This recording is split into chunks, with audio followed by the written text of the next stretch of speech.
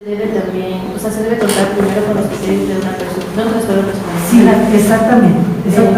Sí, en todos los criterios. Esto es, cuando nosotros vamos a hacer, bueno, hay que considerar que el DSM-5, a diferencia del DSM-4, aborda la personalidad desde dos elementos. Uno, los trastornos de la personalidad desde la sección 2, ¿sí? Que habla sobre el trastorno de personalidad, antisocial, obsesivo compulsivo, etc. Y también aborda los de la sección 3, que es un modelo alternativo de medición de la personalidad. No sé si déjenme dejar la página. Que es un modelo que se está basando más en el tema de,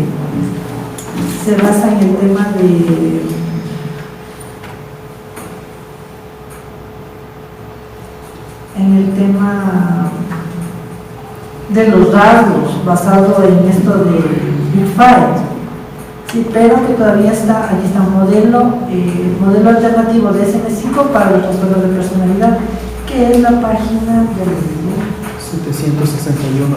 761, ¿sí?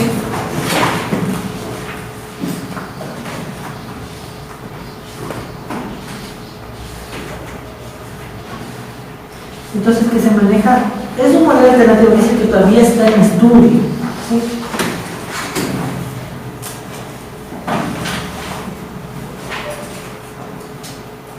está dentro del tema de trastornos de personalidad. Sí, exactamente. Entonces, está manejando ciertos modelos, sí.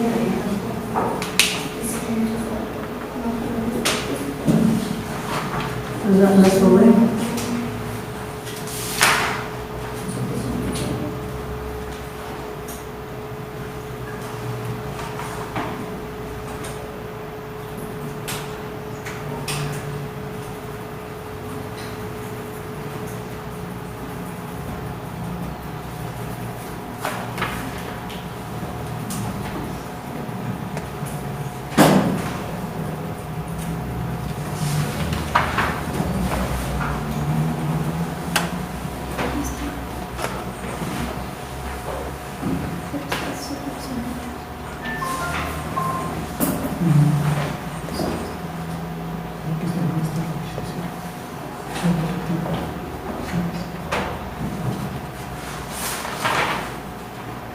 Por ejemplo, aquí nos habla de otros, bueno, a ver, vamos en primer lugar.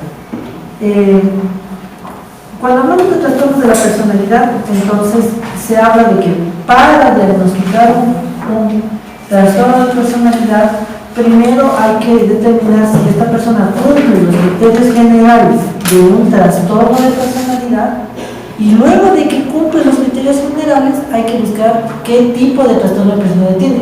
Es el mismo criterio que se utiliza para determinar una psicopatología. Hay criterios generales, y si cumple los criterios generales para determinar una psicopatología, entonces se busca qué tipo de psicopatología tiene. Entonces, en estos criterios generales, sí, se habla de criterio A.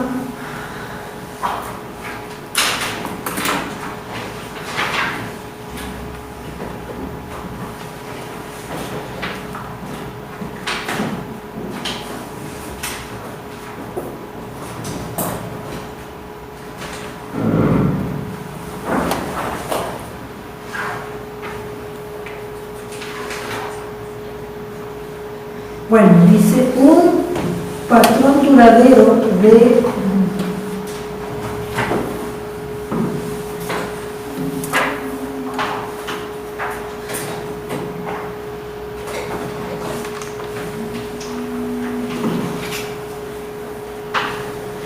es un patrón duradero de una experiencia interna y de comportamiento que se desvía marcadamente de las expectativas individuales de la cultura. Este patrón está manifestado en dos o más de las siguientes áreas, que son cogniciones, por ejemplo, formas de percibir e interpretarse a sí mismo, a otras personas y a los eventos. Por ejemplo, yo me acuerdo que una persona una vez le dio a un amigo muy entrañable, que era mi compañero de beca en España, le dio cáncer. Y la novia italiana que tenía le decía, es que esto le pasa por las malas energías, sí, por eso tiene cáncer. Claro, eso es una forma. eso, pensar así es una forma un poco rara, ¿sí? Pero lo importante es que es un patrón duradero de una experiencia interna. Este patrón duradero, dice el criterio B, es inflexible y persistente, ¿sí? Es decir que, uno dice, no vamos a creer en esas tonterías, es que es, y es que es, y es que es, o sea, no permite lo que tiene que ver con la discusión, con la crítica. Es sano dudar, puede ser que lo que estoy diciendo esté mal, ¿sí? Ya, entonces habla de, puede ser en las cogniciones, que sí que tiene que ver en la forma de percibir o interpretar. Ahora, claro, nosotros no podemos decir que esta postura es esquizoidea o es extraña o es rara, si probablemente estas personas vienen de los grupos indígenas o de los grupos, ¿cómo se llama?, o de los gitanos, o vienen ¿por qué? Porque dentro del contexto cultural se entiende que existe esta forma de práctica de pensamiento, ¿sí? Esto tiene que ver cuando dentro del contexto cultural esta forma de experiencia interna o de comportamiento se desvía de lo que marcadamente uno esperaría que suceda. Entonces, cuando existe este tipo de patrón, ¿sí?, en la forma de pensar, en las cogniciones, por ejemplo, el rasgo, la intensidad, la labilidad, dice, y otro tipo de respuesta emocional, ¿sí?, el funcionamiento de las relaciones interpersonales y el control de los impulsos, ¿sí? Si nosotros nos encontramos con dos o más de estas alteraciones, de este tipo de patrones en la forma de desempeñarse, entonces estaríamos hablando de una condición de trastorno, ¿sí?, de trastorno de la personalidad. Por ejemplo, pues yo les decía, a veces, por ejemplo, hay gente que te dice, no solo piensa de esa manera, porque bueno, es libre pensar de esa manera, sino que junto a este tipo de cosas hay un comportamiento en las relaciones personales. Por ejemplo, no solo tiene que ver con que piensas de esa manera, sino que además de eso eres una persona extremadamente aislada, ¿sí?, que te cuesta tener relaciones interpersonales, ¿sí? Entonces ya estamos hablando de dos áreas en donde ya nos está hablando de este elemento. Aquí se diferencia un poco del DSM-4. En el DSM-4 se hablaba de que este patrón recurrente y duradero debería ser marcado y persistente 5 años, o sea, con una duración de al menos 5 años después de los 18 años. En el DSM-5, en cambio, ya cambia este criterio. No se toma en cuenta ese parámetro, ¿sí? Este rasgo persistente es inflexible, este patrón duradero es inflexible y persistente a través de los diferentes niveles, de las etapas de edad y de las situaciones sociales. Es decir, que a veces uno puede ser, por ejemplo, coprolálico con los amigos, ¿sí? No está mal hablar malas palabras con los amigos, de hecho tiene mucha descarga, ¿sí?, es muy catártico, pero ser coprolálico sin distensión ni del rango de edad, o sea, antes eras un patán y sigue siendo un patán, ni de las situaciones sociales, eres un coprolálico delante de todas las personas, no te importa nada. Por ejemplo, los celotípicos, ¿sí se han dado cuenta? ¿Sí? Esos te celan, ¿sí?, te hacen el relajo y no les importa nada aunque estés en una fiesta.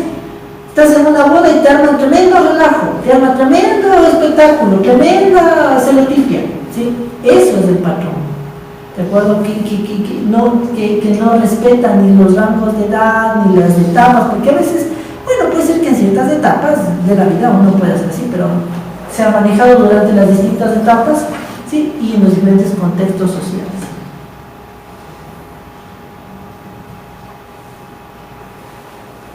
Ya. Este patrón duradero, dice,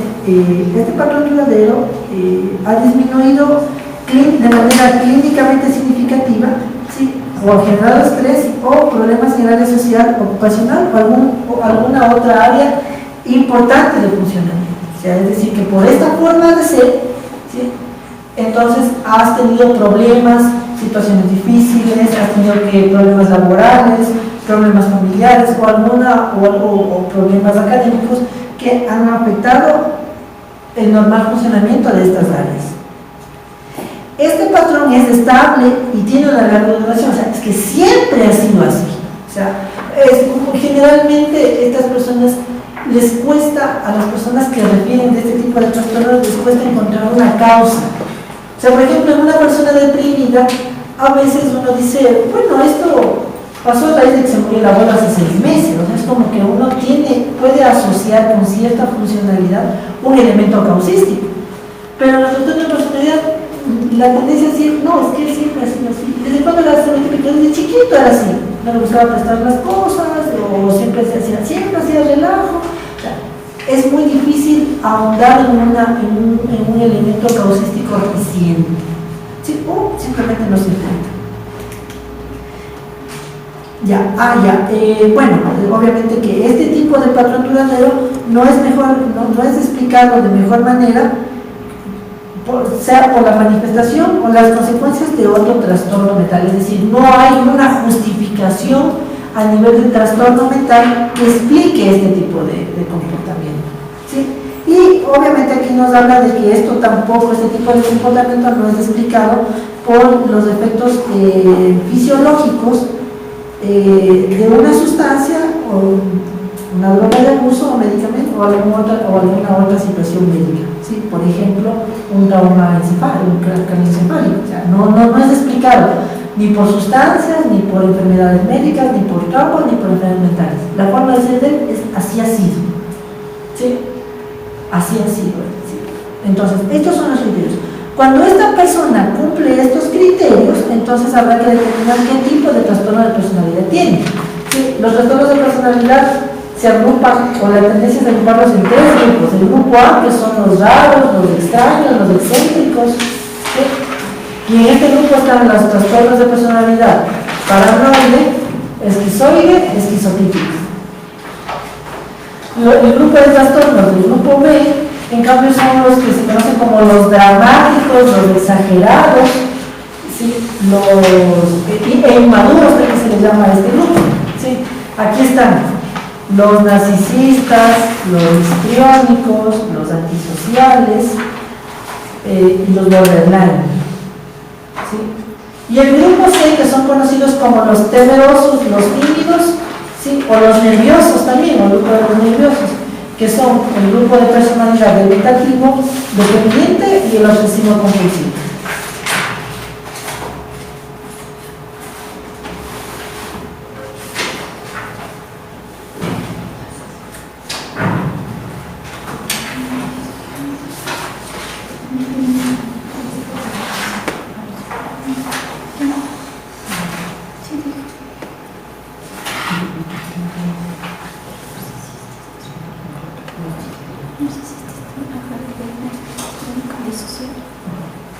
Ya. Preguntas acerca de esto. Decían que había una transformación a una personalidad. Esto se puede también causar por un trastorno de estrés postraumático, el que sea una transformación. No necesariamente. Es que no es, uno de los criterios es que esto no es explicado por un trastorno. Lo que sí codifica el DSM-5 es lo que se llama otros aspectos que pueden ser sujetos de atención clínica, y hay algo que se llama el cambio de personalidad debido a, por ejemplo, la enfermedad de Wilson, ¿sí? Que es lo que me equivoqué en la mañana. Si la enfermedad de Wilson o es también la enfermedad que se caracteriza por las dificultades es el exceso de cobre en la sangre. ¿Sí? Entonces, la enfermedad de Wilson, por ejemplo, sí causa síntomas psicológicos. Por ejemplo, uno de ellos, cambio de personalidad. ¿Sí? Y, por ejemplo, a veces en la enfermedad de Wilson puede haber lo que se llama, puede haber comportamiento psicótico, es decir, un trastorno psicótico de la enfermedad, o puede generar un comportamiento antisocial. ¿Sí? Un comportamiento antisocial debido a,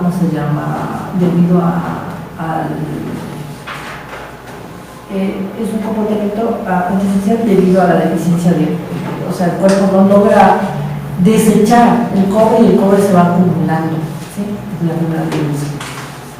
Bueno, ahora, una cosa que yo creo que diferencia es que el DSM-5 hace una diferenciación, sobre todo en el trastorno de personalidad antisocial, entre lo que es la personalidad antisocial, que básicamente es la dificultad para poder generar empatía por el otro y sensibilidad por el otro, que es el antisocial, ¿sí?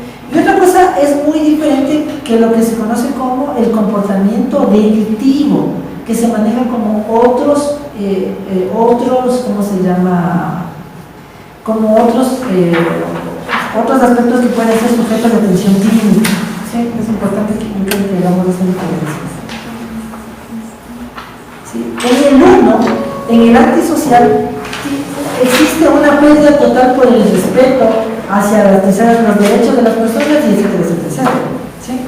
Mientras que el comportamiento delictivo, ¿sí?, se caracteriza por cometer delitos, ¿sí?, pero en donde sí existe una capacidad o sea, existe la empatía, existe el reconocimiento, pero puede ser que la situación, usualmente el contexto social, lo lleva al cometimiento de delitos, ¿sí? Por ejemplo, tal es el caso, a esto se le conocería antes como la sociopatía, ¿sí?, que es que no necesariamente es un trastorno de personalidad antisocial. Por ejemplo, cuando en el caso de que una persona tenga este trastorno, cuando ya se le va a dar como la pena en la cárcel y todo eso, baja la pena por tener el trastorno. No, eso se llama inimputabilidad. Son inimputables las personas cuando no tienen conciencia del acto. Inimputabilidad es decir que no puede ser imputado, es decir, que no puede ser acusado. Para ser acusado debe ser una persona que está consciente de sí, consciente de la causa, consciente de los hechos, ¿sí? Entonces a eso se llama imputabilidad. Entonces, un trastorno de personalidad antisocial no es una causal de inimputabilidad. Lo es, por ejemplo, una discapacidad mental, por ejemplo, ¿sí?, en donde la persona está completamente, ¿cómo se llama?, tiene serias discapacidades mentales y que, bueno, probablemente en ese acto robó, mató, violó, ¿sí? Entonces es inimputable, ¿sí?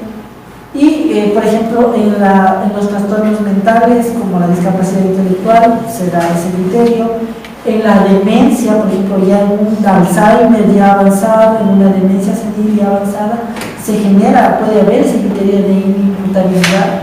En los trastornos psicóticos ya establecidos, ya en la esquizofrenia, no es que no son acusados del delito, pero muchas veces son recluidos no en centros de rehabilitación social, sino en centros de rehabilitación psicológica, que son peores veces que los centros de rehabilitación social. Es la inimputabilidad. Entonces, una persona con un trastorno de personalidad antisocial no deja de ser inimputable. Lo que sí ha habido, por ejemplo, es a veces han estado en fuertes estados de intoxicación de sustancias. Sí se dan casos de inimputabilidad cuando se demuestra la intoxicación al punto de haber perdido el control, pero son muy raros. Ese tipo de casos son muy raros, y dependiendo del delito. Y uno, o sea, por ejemplo, porque yo creo que no se ve mucho, o sea, creo que hay muchas personas que tienen este tipo de personalidad, claro. Ajá, pero no se les detecta, ¿no? Y en el caso de como psicólogos detectáramos. Alguien que me preste el DSM grande, siga, por favor. O sea, que se le detectara a una persona, ¿cómo nosotros los psicólogos, o sea, podemos guiar? Porque psiquiátricamente no creo que se trate, ¿o sí? Bueno, sí se trata.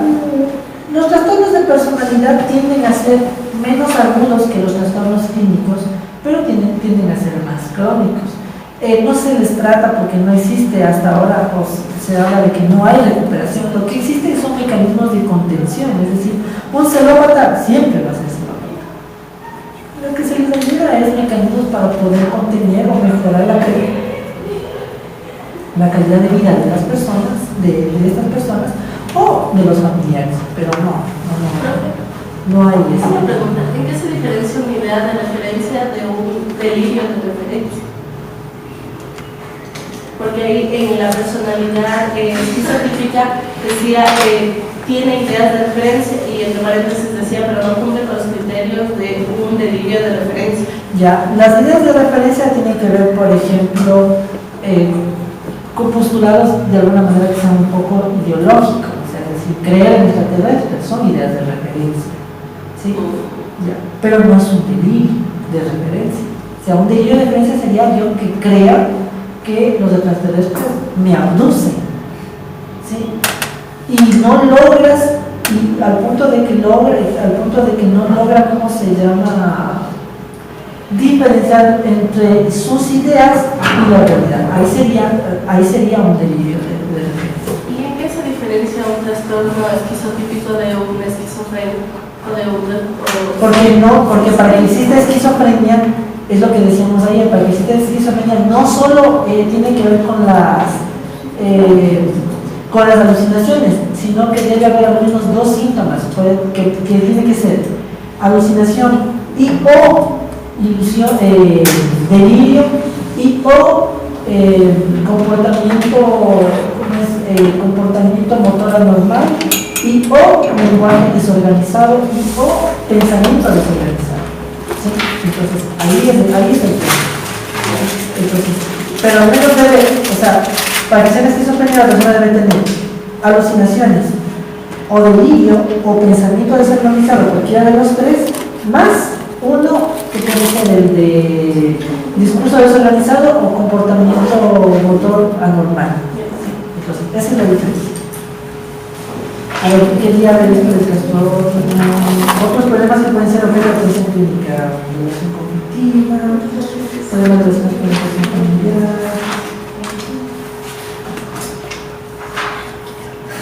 Creo que... A ver, ¿has dicho? Y cuando, o sea, ya dudamos, ya pensamos que una persona tiene algún tipo de estos trastornos de personalidad, ¿es necesario la observación al sujeto? Claro, de hecho la observación es longitudinal, o sea, es decir, hay que ir viendo a lo largo del tiempo si se va. O sea, lo importante es que sigamos los criterios del DSM-5. ¿Qué nos dicen eso? O sea, porque hay algunos criterios que no se pueden como observar, digamos. Pero es que ahí viene, por ejemplo, hay un test que se llama el IPD, que antes era el IPD, que es el International Personality Disorder Exam. Entonces, por ejemplo, en ese se hacía una evaluación entre la experiencia interna del paciente, la observación del investigador y la referencia de un familiar. Entonces se cotejaba esos tres y en función de eso se iba verificando y se hacían referencia a los últimos 5 años, ¿sí? Durante los últimos 5 años, ¿sí? Usted ha sido serotípico, ¿yo cómo voy a saber eso? ¿Sí? Yo lo que observo es que es celoso, que a veces viene por motivo de consulta porque le pegó por los celos a la mujer. ¿Sí? Él dice que, o sea, que no es nada, doctor, yo siempre he sido así. Y la mujer o los familiares dicen, no, sí, sí, así, sí. Entonces va cotejando el tipo. ¿Sí? Una pregunta. El trastorno de personalidad te dice alteración de la identidad, inestabilidad intensa y persistente de la autoimagen y del sentido del yo. ¿Ese es de qué trastorno estamos hablando? Ah, ya, del borderline. Sí. Pero, o sea, ¿a qué se refiere? Porque dice inestabilidad intensa y persistente de la autoimagen y el sentido del yo. O sea, no sé. El borderline es el típico. El borderline es el extremadamente impulsivo. ¿Sí? Es gente que puede generar, no sé si han visto un borderline, es el que empieza a alterar su cuerpo, empieza a operarse o empieza a tatuarse de manera persistente, empieza a llenarse de aretes, ¿sí? Eso es cuando empiezan ya a generar el tema de la alteración de la imagen, ¿sí? Pero bueno, quiero encontrar, ya vamos a ver. Es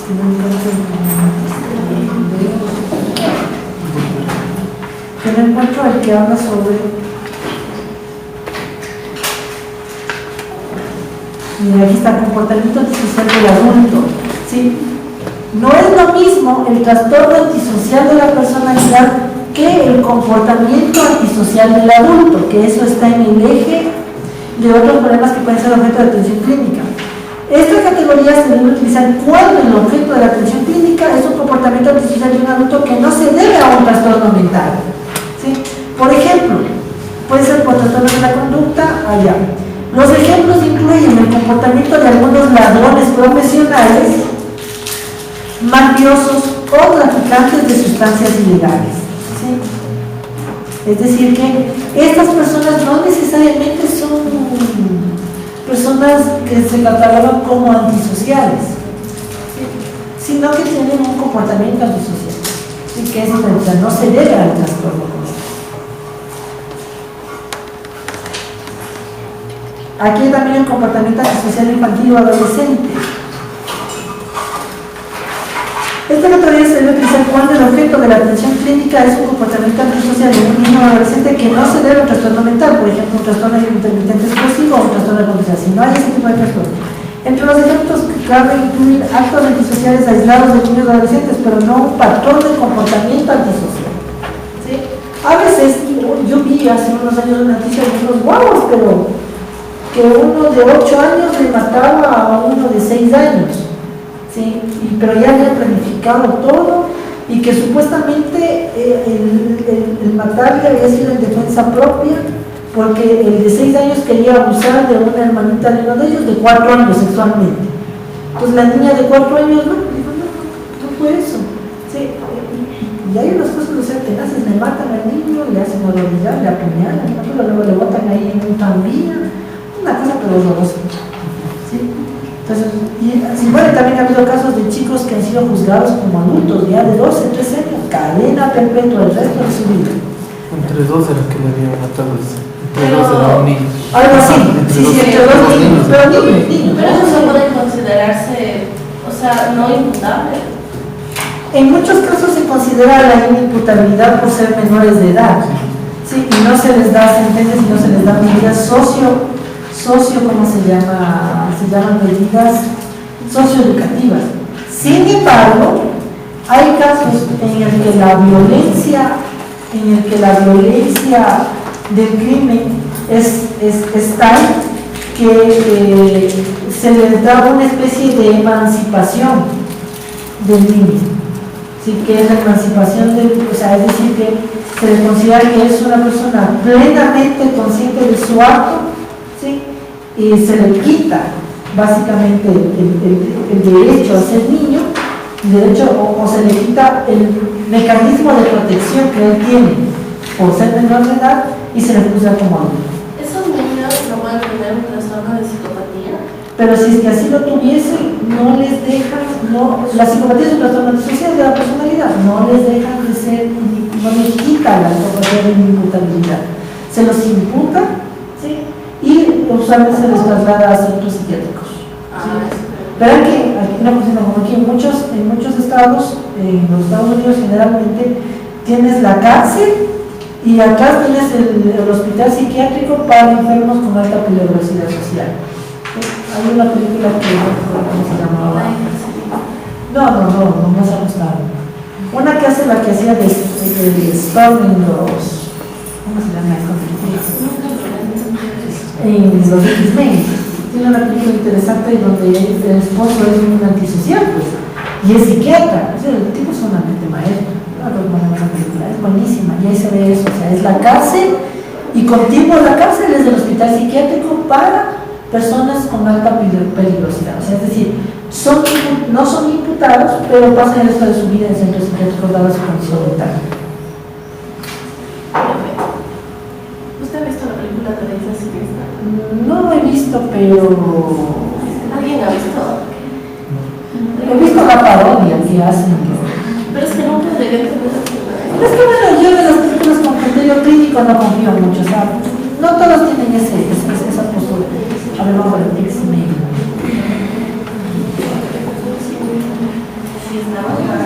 ¿Cómo se llama la actriz que hace de Tormenta? ¿Qué hizo de cada una? Para poder definir.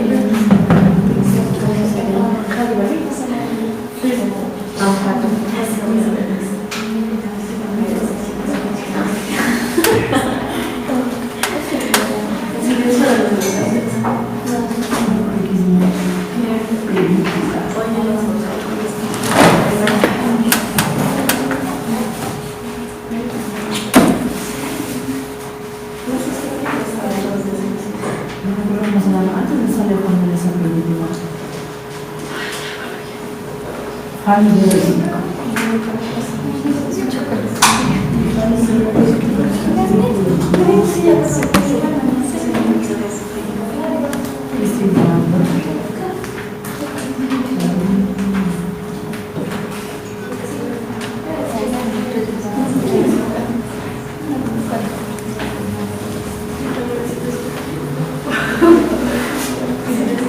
Gótica se llama la película, 2003. Gótica. Gótica se llama la película. Entonces, por ejemplo, se ve un poco eso y es interesante, tiene un corte interesante sobre el tema del análisis de la sociedad. Claro que le meten alguna cosa media fantástica, un espíritu y esas cosas. La psicopatía no está dentro del DSM-5 considerado. La psicopatía es el trastorno antisocial de la personalidad. Está vinculada así. Así se llama. Sí. Lo que psicopatía es el término del psicoanálisis, pero la patología sindrómica, lo que se conoce como psicopatología en psicoanálisis es el trastorno de personalidad antisocial. Ya. Ahora sí, vamos al tema que me pide el borderline. ¿Qué página es? Entonces el borderline es la persona impulsiva por antonomasia. De hecho, la persona que está en un rasgo o está en un rango de, ¿cómo se llama? De trastorno grave por sustancias, casi siempre tiene como personalidad borderline. O sea, el consumidor de sustancias no tiene un rasgo dependiente de personalidad, eso está mal. ¿Sí? La dependencia es emocional. El consumidor de sustancias tiene un rasgo impulsivo o un trastorno borderline de la personalidad o límite. Se llama límite porque es una persona que está tratando de no salirse de las fronteras en los diferentes aspectos. ¿Sí? A las cosas se les llama borderline o límite, que siempre está, ¿sí?, tocando la frontera entre ellos, o sea, trata de no desarmarse.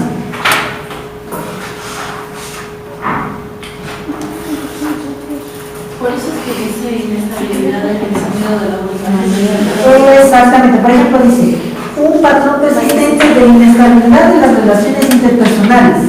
¿Sí? Es decir, que no logra, o sea, por ejemplo, es inestable, o sea, es el típico que un día tienes amigos, después te asusta, a eso se refiere inestabilidad. En las relaciones interpersonales no logra tener estabilidad en las relaciones interpersonales, o no logra tener estabilidad en la autoimagen. Sí, son los que están bien, están mal, no saben a qué atenerte. ¿Sí? Si digo algo, me hablas, si no digo nada, igual me hablas. O sea, es muy difícil ese tipo de vida. En la autoimagen, con los afectos, ¿sí? O sea, es decir, están llorando, al día después están riéndose, ¿sí? Después están completamente serios. Pues eso es la inestabilidad. O sea, no logra uno encontrar algo a qué atenerse.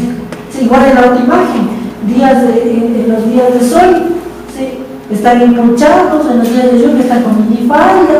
O sea, no hay estabilidad en eso. O sea, un día los ves completamente limpios y al día siguiente les ves completamente desalineados. O sea, a eso se refiere el tema del auto. Se creen completamente trepadores al día siguiente o inmediatamente después son los perdedores más grandes del mundo. O sea, por eso es borderline, siempre están al límite. ¿Qué puede ser en qué áreas? En las áreas de las relaciones personales, en la imagen, en los afectos, y además debe haber una marcada impulsividad. Son extremadamente impulsivos. ¿Sí? Que comienza en las primeras etapas de la adultez y se presenta en una variedad de contextos como indicador, al menos en 5 de los siguientes casos. 1. Franco esfuerzo por evitar un abandono real o imaginario. Según Franco esfuerzo por evitar un abandono real o imaginario. No incluye ¿sí? Comportamiento suicida o de automutilación, porque está, ¿sí? Contenido, cubierto en el criterio 5, a eso se refiere. Un patrón de inestable e intensas relaciones un patrón de inestable e intensas relaciones interpersonalizadas, caracterizadas por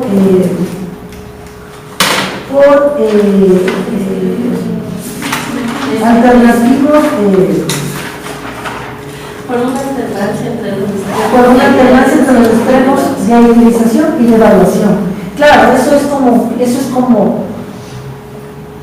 y si he visto, uno le dice, eres la diosa sexual, nunca he visto a una mujer como tú que me ha trasladado a lo más alto del cielo, contigo tocado con las nubes, y después, y vives una intensidad, 5 días de sexo, o sea, como tal, ni siquiera vas a trabajar por eso, y luego eres una basura, no sirves para nada, el refrigerador me calienta más que vos, ¿sí? No quiero saber de tu vida, o sea, vives, es la locura, o sea, estás así y la condiciones mínimas las personas pueden. lo más que o sea, vives esas marcadas relaciones interpersonales, ¿sí? Te llama todos los días y después te olvida, o sea, no, es que tenemos algo con eso. No toman decisiones radicales de sí o no. Exactamente, eso es lo ordinario.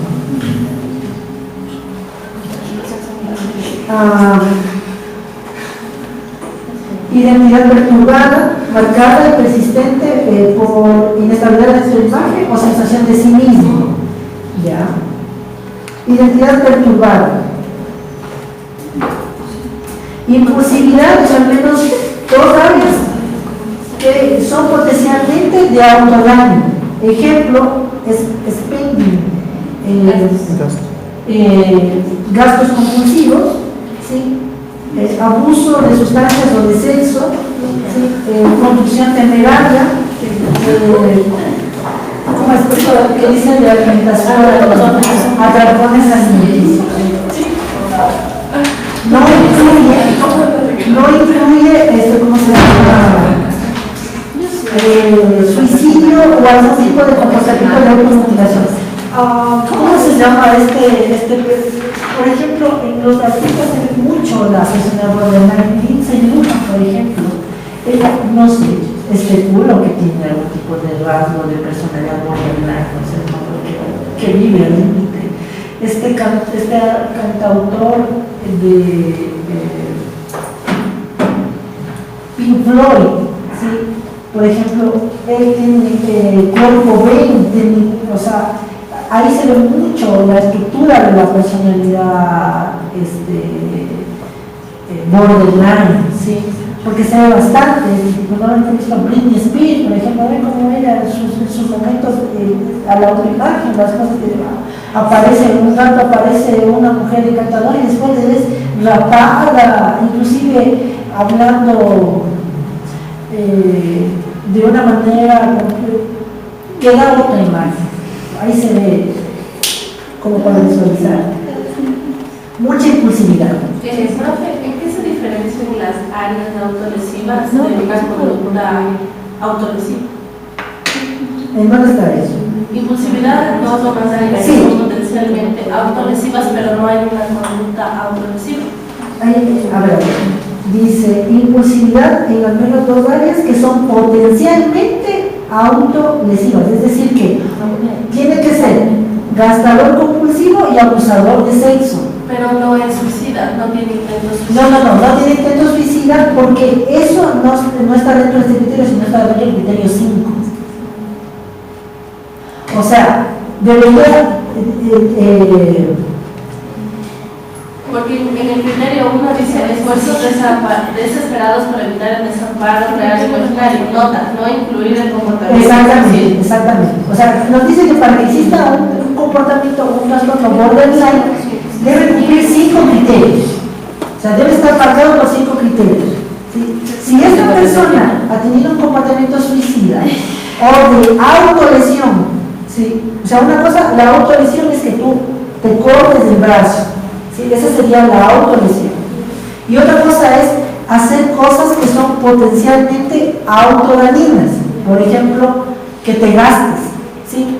No es una autolesión, ¿sí? Sino que es algo que te perjudica a ti mismo, ¿sí? Pero si fuera una autolesión, no contemplar dentro de este criterio, sino dentro del criterio 5.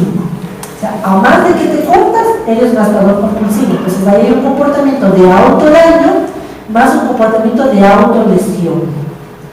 A eso se refiere. Ya. Entonces, el comportamiento suicida recurrente o de gestas o simuladas, me parece que es, y comportamiento de automutilación. ¿Sí? Es decir, ¿qué es la automutilación? El cutting, por ejemplo, es automutilación. ¿Sí?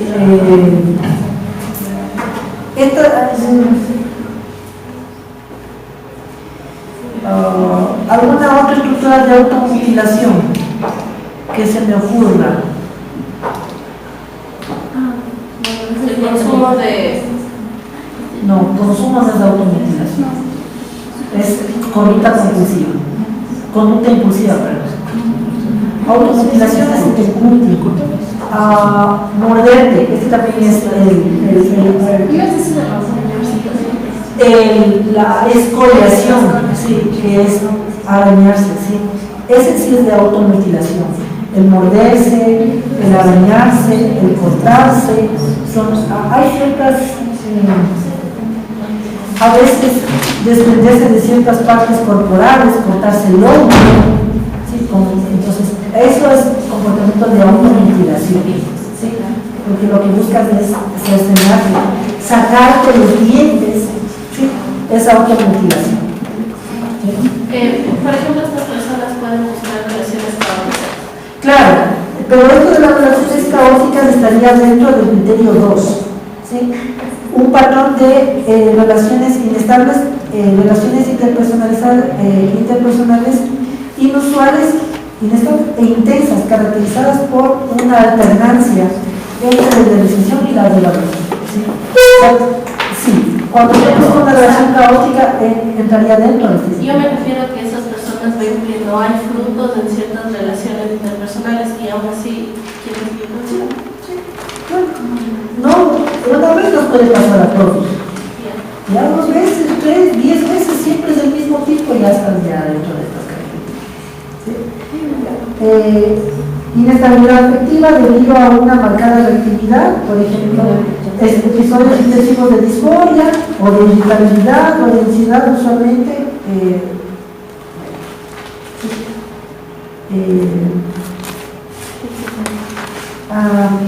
También el 7, dice Sensación crónica de vacío. Sensación crónica de vacío, ¿sí? De que no están cumpliendo, de que no llegan, de que no importa lo que hagan, no logran llenarse, satisfacerse. ¿Sí? Inapropiada, ira inapropiada, intensa o dificultades para controlar la ira, o sea, extremadamente explosivos. Frecuentes conflictos, frecuentes cambios de temperamento, ira constante o peleas físicas recurrentes. ¿Qué son los síntomas asociativos claros? ¿Perdón? ¿Qué son los síntomas asociativos claros? El 9, ideas parciales aleatorias relacionadas con el estrés o síntomas disociativos graves. Ya. En este caso, los síntomas disociativos pueden ser, por ejemplo, la desrealización, que es disociación, la despersonalización, que puede haberse ese tipo de cosas, ciertos síntomas de amnesia disociativa, ¿sí? Es decir, no me acuerdo, no recuerdo haber yo hecho eso. La identidad disociada, ¿sí? La idea de la, pero que no cumplen los criterios para que sea un trastorno disociativo. ¿Sí? Entonces, para que se dé este tipo de trastorno debe cumplirse 5 de estos criterios. ¿Sí? Más los criterios, a ver, todos estos criterios de por de la personalidad, ¿cómo se llama? Antisocial, narcisista, siempre van a ser el criterio A, ¿sí? Y el criterio B, C, D y F son los criterios para todos los trastornos de personalidad generalizada. O sea, es decir, se encuentran las desviaciones del criterio A y además de eso se debe identificar si estos patrones son puntuales, son inflexibles o persistentes y todos los demás criterios. ¿De acuerdo? ¿Preguntas? Yo sigo la hora para que se vaya. ¿Dudas, inquietudes acerca de estos trastornos de personalidad?